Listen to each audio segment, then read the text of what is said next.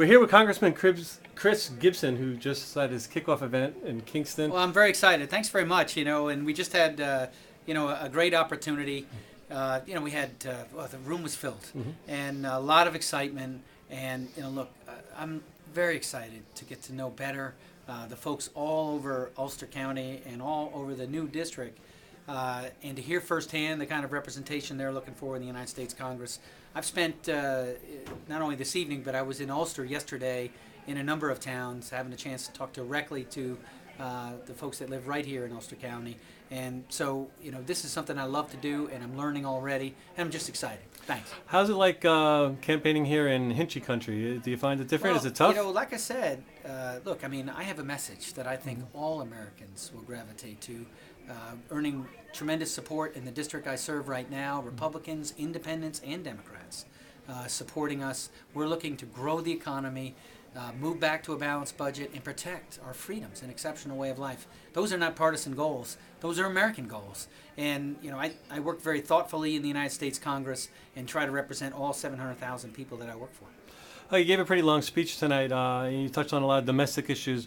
What are you going to do to stop speculation in fuel prices? Well, look, right now there's actually 3 companies that have been indicted from 2008, and I think the success of those cases could very well have a positive impact going forward. Other than that, we have regular meetings in the Ag Committee with the CFTC, which has the authority to work this issue for us. And look, I think it's very important that we address oil and gas prices in every manner. We need to do it. It's not just one or the other. It's not just supply and demand, and it's not just speculation. It's both, and quite frankly, it's more than that. It's also taxation. It's the strength of the dollar, and we need to take all actions possible so we can drive down gas and home heating prices for our hardworking families. Some of them drive 30 to 40 miles one way to work, and they're putting their disposable income into their gas tank. We can do better than that. And as we're doing that, let me also say that I refuse the false choice that says that if you're for driving down gas and home heating prices, then you're not for clean and renewable. I'm absolutely for clean and renewable. My record on that couldn't be more clear. I'm consistently doing events with NYSERDA and supporting through letters for grant applications for photovoltaic, and we've had great success actually in our district of farmers in particular who take advantage of these federal and state incentives, put in the photovoltaic, and they're driving down their overhead, which is really the help our farmers need. Of course, I'm biased, but I think we have the smartest, the hardest working farmers in the world. Their issue is profitability, and what we can do to help drive down their overhead is a way to help them.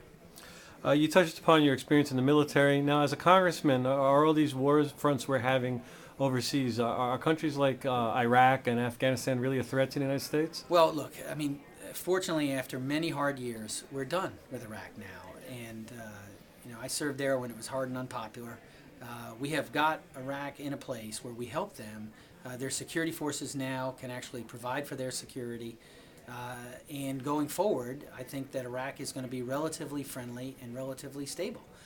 It's not going to be a Jeffersonian democracy. It's not going to look like New England or even Ulster County.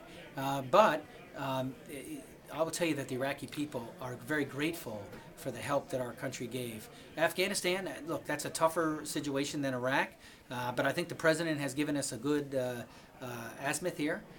We're talking about reducing force structure this year. We're actually bringing troops home this year. 33,000 troops will be home this year, and we're on a course to complete combat operations by 2014. And then what I think we need to do is learn from these experiences. Well, looking ahead in the next term, how would you feel about a military action on Iran or with a country like China? I believe that we can resolve it peacefully. War is not in anyone's interest. War is not in Iran's interest. It's not in Israel's interest, and it's not in our interest. I believe these sanctions we have in place now that are impacting the central bank can make a difference. I think we need to work together in the international community to find a peaceful resolution to the situation in Iran. What's the most important foreign policy issue you worked on in this term that you're currently in? Well, look, I'm working national security establishment reform, which rests upon a change in foreign policy. You heard me speak about it here tonight, but I'm of the mind that since the advent of the nuclear age, we have consolidated war powers into the executive branch, and we've had executives of both parties, not been one or the other, both parties that have sent our troops into combat without the consent of the American people. So when I think of foreign policy, the issue, I work the War Powers Reform Act. I'd recommend that all out there Google that and look it up. War Powers Reform Act, and my name Gibson. You'll get the bill.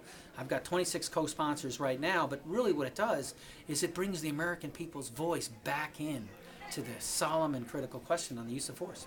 Okay, here's the last question. Do you have a Facebook page there? Yes, I do have Facebook. There's something going around on Facebook all over Ulster County that every Republican in the House voted against a bill that would prevent employers from demanding, as a condition of work, an employee's Facebook password. I don't know about it. There's no bill like that. That's just an internet rumor? Now, I'll tell you that one of the things that happens down there is they have parliamentary procedures, and then they try to say that that's some kind of bill. That was no bill. There's no bill that I know of that I took a vote on that. They may have done what's called a motion to recommit, but I can tell you that that was absolutely no amendment, and that was no law to do that. And what's next in your campaign now? You're just going to hit the pavement? Well, this is what I do. I mean, I have 137 towns in the district I represent right now. It took me 7 months, but I got to each town. And I have 81 new towns now in the new district, and of course I've got to balance that. I spent the day today, about 10 hours today, working in the 20th congressional district, and then when I finished, I came here tonight, and I'm going to be throughout my current district. At the same time, I need to meet and learn firsthand from the people in the new district. So fortunately, I don't need much sleep. I work pretty hard, 7 days a week. Family's fully supportive, and so I'm excited to do that. Thank you.